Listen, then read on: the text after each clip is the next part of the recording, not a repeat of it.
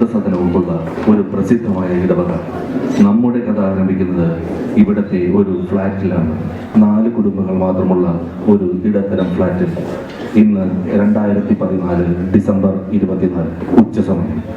കഥ നടക്കുന്ന ഫ്ലാറ്റിലെ അംഗങ്ങളെല്ലാം ക്രിസ്മസ് ആഘോഷത്തിന്റെ ഭാഗമായി ജോസൂട്ടിയുടെ വീട്ടിലാണ്. Flat number 12B.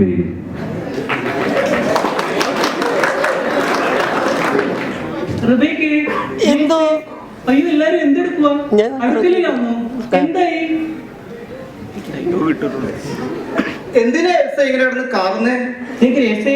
വന്നേ, ഞാനൊന്ന് ചോദിക്കട്ടെ, നിങ്ങൾ അടുക്കളയിലല്ലായിരുന്നോ? എന്നിട്ട് എന്തായി? ഒലത്തിയോ? എടി ഒലത്തിയോന്ന്. ഒരു കുടുംബത്തിൽ പിറന്ന ഒരു പെണ്ണ് കുടുംബത്തിൽ പിറന്ന വേറൊരു പെണ്ണിനോട് ഇങ്ങനെ ചോദിക്കാമോ? എടി പോത്തെ, ചിക്കനും ബീഫും ഒക്കെ നന്നായിട്ട് ഒലത്തിയോ എന്നാ ചോദിച്ചേ. എന്റെ കെട്ടിയും ജോർജ് കുട്ടി അച്ചായനും നിങ്ങളുടെയൊക്കെ കെട്ടിയന്മാരും മുകളിലിരുന്നൊരു കുപ്പി മൂടോടെ തീർത്തിട്ടുണ്ട്. അവരിപ്പൊ ഇങ്ങ് വരും ആഹാരവും ചോദിച്ചിട്ടുണ്ട്. ദേ കള്ളുകുടി കഴിഞ്ഞാൽ അവരിങ്ങ് എത്തിയെന്ന് തോന്നുന്നു.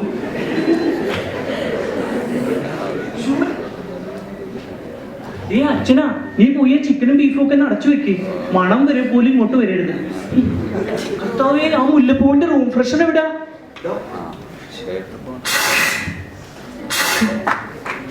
ചിക്കനും ബീഫും ഉണ്ടെന്ന് മണത്തറിഞ്ഞ അച്ഛൻ എല്ലാം ഉമ്പിളി കുത്തി അരമനെ കൊണ്ടുപോകും.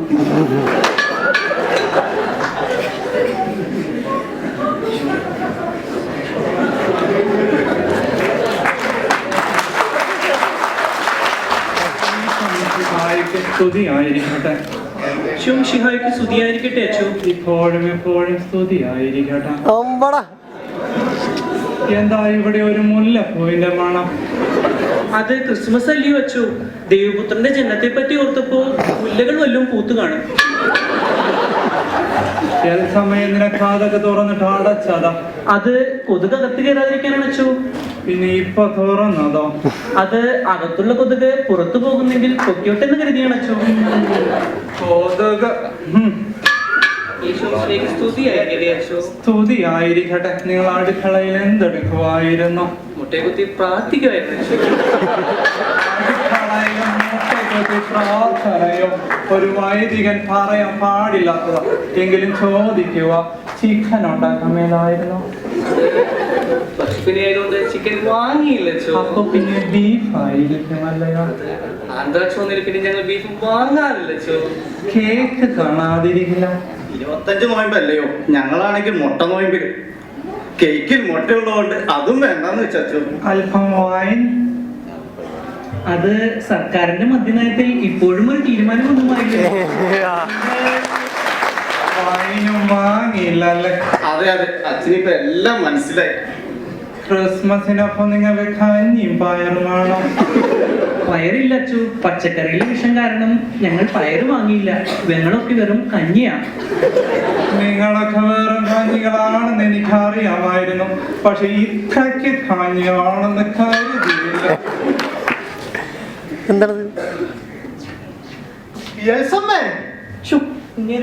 കഴിക്കാനൊന്നും ആയില്ലേ? ഇവിടെ കഞ്ഞി മാത്രമേ ഉള്ളൂ. ജോർജ് കുട്ടിക്ക് അത് മതിയാകുമോ? അയ്യോ അച്ഛനോ? നീ മദ്യപിച്ചിരിക്കുന്നു. അത് പിന്നെ അച്ഛോ, നമ്മുടെ ഗ്രേസിന്റെ കെട്ടിയോൻ ജോസൂട്ടി ഗൾഫിൽ നിന്ന് കൊണ്ടുവന്നതിന്റെ ഒരു ലേശം. എന്നിട്ട് എവിടെ ജോസ് കുട്ടി? വരുന്നുണ്ട് അച്ഛോ. മെഗാസ്റ്റാറിന്റെ വലിയ ഫാനാ. കൂളിംഗ് ഗ്ലാസ് ഒക്കെ വെച്ചാ നടപ്പ്.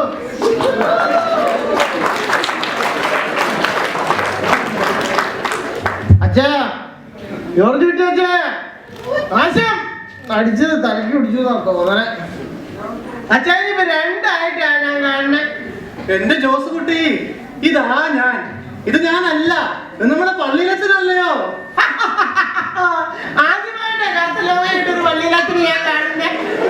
കുഞ്ഞാടക്കാരത്തെ കണ്ണാടി ഒന്ന് ഊരി നോക്കിക്കെ അച്ഛൻ വെളുക്കുന്നത് കാണാം. ശരിയാ, അച്ഛൻ വെളുത്തു. Father is white. സർവേകളിൽ കുമ്മായം പൂശിയതുപോലെ ഉണ്ട്. എല്ലാം അടിച്ച് ഫിറ്റ. എവിടെ റെബേക്കയുടെ റേച്ചലിനെ കെട്ടിയമാര്? റേച്ചലിന്റെ കെട്ടിയ ഫ്ലാറ്റായി. റിബേക്കയുടെ കെട്ടിയവരാണെങ്കിൽ ആടി വരുന്നുണ്ട്.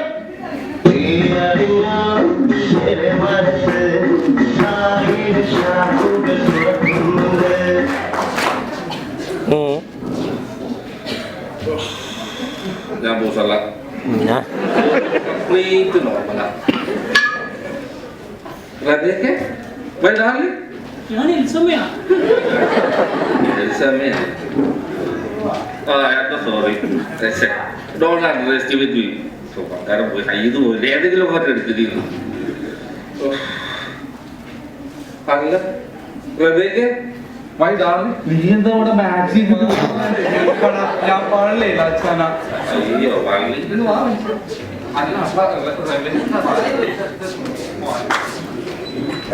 ഒരു കാര്യം പറയാൻ വേണ്ടിയിട്ടാണ് ഞാൻ വന്നത്. ഇന്ന് ക്രിസ്മസ് രാവാണ്. ബിഷപ്പ് തിരുമേനി വരുന്നുണ്ട്. എല്ലാവരും പള്ളിയിലേക്ക് വരണം. എല്ലാവരും എന്ന് പറയുമ്പോൾ നിങ്ങൾ കപ്പിൾസ് മാത്രമല്ല, നിങ്ങളുടെ കാർന്നവന്മാരെ നിങ്ങൾ വൃദ്ധസദനത്തിൽ തള്ളിയിട്ടുണ്ടല്ലോ, അവരെയും കൂട്ടിയിട്ട് വേണം വരാൻ. അത് നടക്കില്ല അച്ചോ. ഒന്നാമത് നമ്മുടെ കറിയാച്ചന്റെ അപ്പൻ, നമ്മുടെ ജോർജ് കുട്ടിയുടെ അപ്പൻ കറിയാച്ചൻ പഴയ പട്ടാളക്കാരനാ. എപ്പോഴും കാശ്മീരിൽ പോയി വെടിവെച്ചത് മാത്രമേ പറയാറുള്ളൂ. പിന്നെ നമ്മുടെ ആൽബർട്ടിന്റെ ഭാര്യ റേച്ചലിന്റെ അമ്മ ഹണി, അവരുടെ വിചാരം അവരൊരു ഭൂലോക സുന്ദരിയാണെന്ന. പിന്നെ എന്റെ അപ്പൻ ദേവസ്യ, കൂട്ടത്തിൽ ഏറ്റവും മാന്യൻ. ഇതുപോലൊരു വൃത്തികെട്ടവനെ ഞാൻ എങ്ങനെയും കണ്ടിട്ടില്ല. പിന്നെ അവസാനമായിട്ടുള്ള നമ്മുടെ ജസ്റ്റിന്റെ ഭാര്യ റിബേക്കയുടെ അമ്മ ത്രേസ്യ, പ്രാർത്ഥന അല്ലാതെ അവർക്കൊന്നും ഒട്ട് അറിയാനും മേല. ഇവരുടെയൊക്കെ തൊല്ല താങ്ങാൻ വയ്യായിട്ട് അച്ഛോ വൃദ്ധസാന്നിധ്യം കൊണ്ടുവിട്ടിരിക്കുന്നേ. വേണമെങ്കിൽ പരിപാടിക്ക് ഞങ്ങൾ വരാം, അവരെ കൊണ്ടുവരുന്ന പ്രശ്നമില്ല.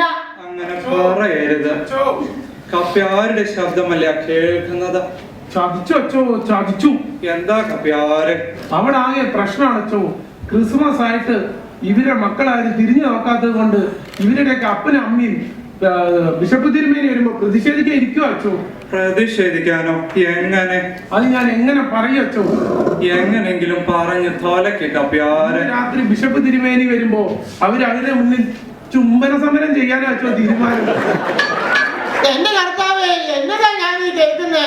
ആഹാ, ജോസുട്ടി ഗൾഫിലായതുകൊണ്ട് ഇത് അറിയാത്ത. ഇപ്പൊ ഇതാ കേരളത്തില് ട്രെൻഡ്, ചുംബന സമരം, കിസ് ഓഫ് ലവ്. ഇത് നേരാണോ കപ്പ്യാര്? വേളാങ്കണ്ണി മാതാവാണ് ഇത്. സത്യം അച്ചോ, അവരവിടെ റിഹേഴ്സൽ എടുത്തോണ്ടിരിക്കുക അച്ചോ. അത് ശരി. കൂട്ടി പിശാശിക്കണം, തന്ന പിശാശിക്കണം വേണ്ടി പാടിയാണല്ലേ ഈ പാട്.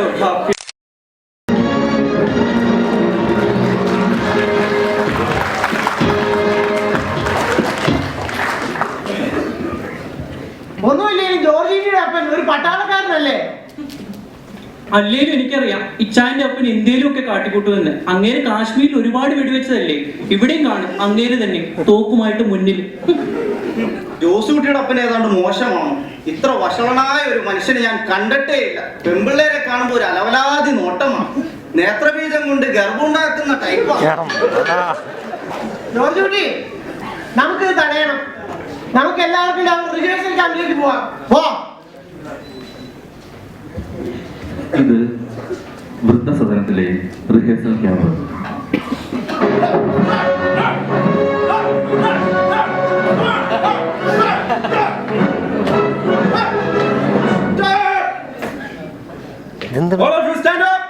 ഇതെന്താ നമ്മൾ നിൽക്കുമല്ലയോ? നമ്മൾ റിഹേഴ്സൽ ആരംഭിക്കുകയാണ്.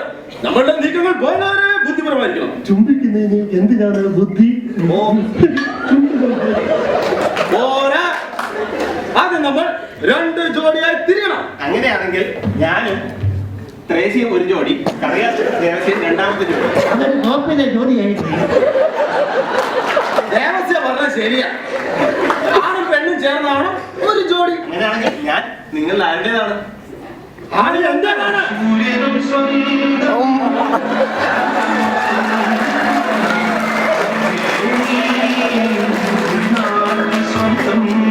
എന്റെ കർത്താവേ, എനിക്ക് എന്തിനീ സൗന്ദര്യം തന്നു? മെഡിക്കൽ സ്റ്റോറിൽ പോയി മരുന്ന് കഴിച്ചാൽ കുറയുന്നതല്ലോ ഇത്. ഇനി ഞാൻ എന്ത് ചെയ്യും? തോക്കുള്ളത് എന്റെ കയ്യിലാണ്. അപ്പൊ ഹണി എന്റേതാണ്. കറിയാച്ചിട്ട് മാത്രമല്ല തോക്കുള്ളത് എനിക്കുണ്ട്. പക്ഷെ ഞാൻ ഇതെപ്പോഴും പുറത്ത് കാണിക്കാമോ? ഹണി പറയട്ടെ, ആരെ ജോലി വേണമെന്ന്? വീണ്ടും വെടിവെക്കേണ്ടി വരും. അതിമോഹമാണ് മോനെ. എപ്പോഴാണ് കേന്ദ്ര സഹാവ് അതിർത്തിയിൽ വെടിയുറപ്പ് പ്രഖ്യാപിക്കുന്നത് പറയാൻ പറ്റത്തില്ല. പിന്നെ പട്ടാളം വന്ന് പറഞ്ഞിട്ട് ഒരു കാര്യമില്ല. പുരുഷു യുദ്ധമൊന്നുമില്ലേ എന്ന് ചോദിക്കേണ്ടി വരും. നീയാണ് എന്റെ ജോലി. സദാസമയം പ്രാർത്ഥനയെ കഴിയുന്ന നിനക്ക് എന്റെ ജോലിയാവുന്നതിൽ വിരോധമൊന്നുമില്ലല്ലോ. അവന്റെ കവിളുകൾ സുഗന്ധദ്രവ്യങ്ങളുടെ തടകം പോലെയാണ്. അവിടെ നിന്നും പരിമളം പൊഴിയുന്നുണ്ട്. അവന്റെ അതിലും നീലിപ്പൂക്കളാണ്. അവിടെ നിന്നും നറുപാശദ്രവം ഇറ്റ വീഴുന്നു. അപ്പൊ ഇതെല്ലാം ശ്രദ്ധിക്കാൻ എന്തായാലും ചോദിച്ചിട്ടാണ്. നമുക്ക് റിഹേഴ്സൽ ആരംഭിക്കാം. നൃത്തം റിഹേഴ്സൽ ചെയ്യാൻ വരട്ടെ.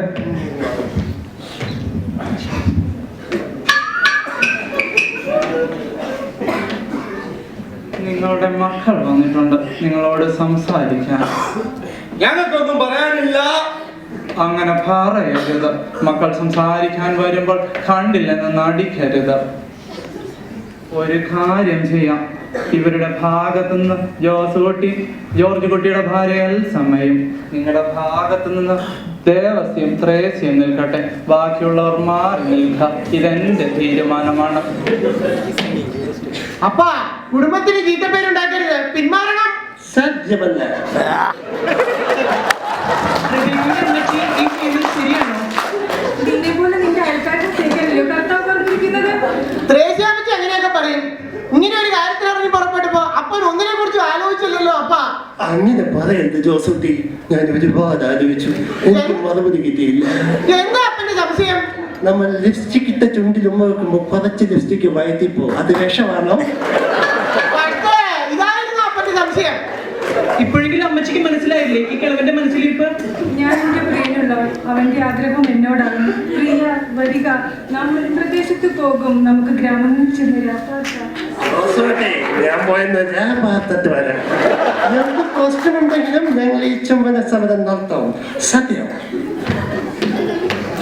അച്ഛോ, ഇവര് ഈ വൃത്തികേട് കാണിക്കാൻ ഇതിന്റെ അപ്പുറമുള്ള വൃത്തികേട് ഞങ്ങൾ കാണിക്കും. അതിന്റെ അപ്പുറം എന്ന് പറയുമ്പോ ജോസുകുട്ടി എന്തോ ഉദ്ദേശിച്ചേ? ഞാൻ ചുമ്മാ ആശിച്ചു. എന്നാലും അച്ഛോ, എന്നതായിരിക്കും അവൾ ആശിച്ചത്? ചുംബനത്തിനും മേലെ എന്നൊക്കെ പറയുമ്പോ ഏത് പെണ്ണും ആശിക്കത്തില്ലായോ? ജോസുകുട്ടി ഒരു കാര്യം ചെയ്യ. അവളോട് എന്താ ആശിച്ചെന്ന് ചോദിച്ചിട്ട് കുംഭസാരത്തിൽ ഒരു പോയിന്റ് പോലെ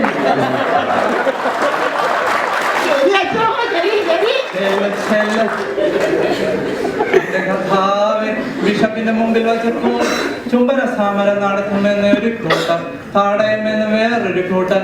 പള്ളിമുറ്റത്ത് എന്തൊക്കെ കാണണം ആവോ.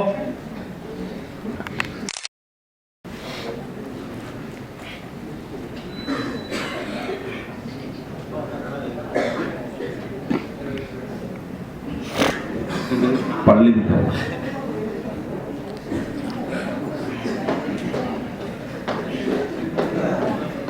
അയ്യോ, പ്രോഗ്രാം സ്റ്റാർട്ട് ചെയ്യാനായി.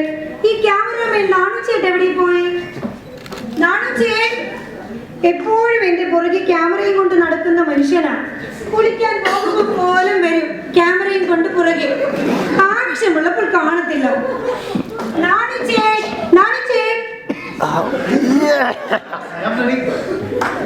ഓക്കെ നാണുചേട്ടൻ, we can start the program. ഒരു കാര്യം പ്രത്യേകം ശ്രദ്ധിക്കണം. മുന്നും പിന്നുമെല്ലാം നന്നായിട്ട് എടുക്കണേ. കൊച്ചിന്റെ മുന്നും പിന്നും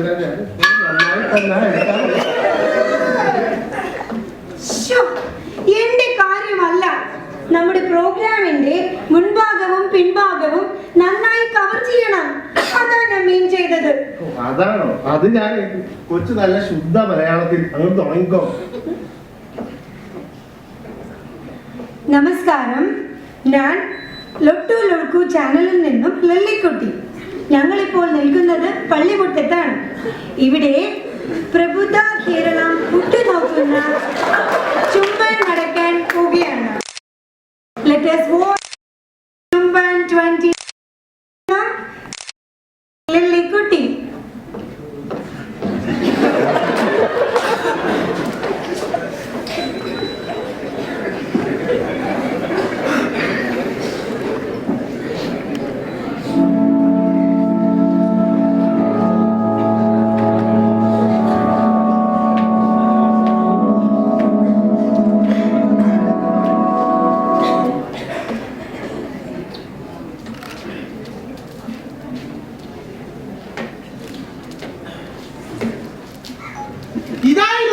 സമരം ഇതൊരുമാതിരി മറ്റേടത്തെ പരിപാടിയായി പോയി. ഇത് കിസ് ഓഫ് ലവ് അല്ല, കിസ് ഓഫ് ഡിവൈൻ, വിശുദ്ധ ചുംബനം. എന്തുന്ന പോലെ മാതാപിതാക്കൾ അപമാനം ഉണ്ടാക്കില്ല. യഥാർത്ഥമായ സ്നേഹം മാതാപിതാക്കൾക്ക് മാത്രം ഇങ്ങനെ ചെയ്യാൻ.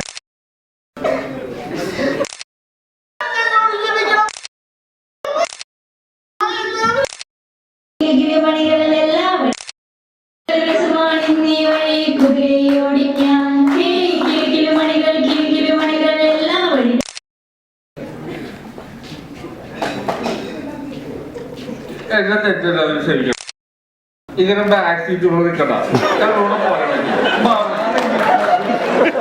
ഇവന്റെ ഭാര്യ വീട്ടിലാണെന്ന് തോന്നുന്നു. എത്രയോ തരിമയോടുകൂടി പോകുന്നു. ഈ ഒരുമ എല്ലായിടത്തും ഉണ്ടായിരുന്നെങ്കിൽ അതിനുവേണ്ടി നമുക്ക് പ്രാർത്ഥിക്കാം. എല്ലാവർക്കും ഞങ്ങളുടെ ക്രിസ്തുമസ് ആശംസകൾ.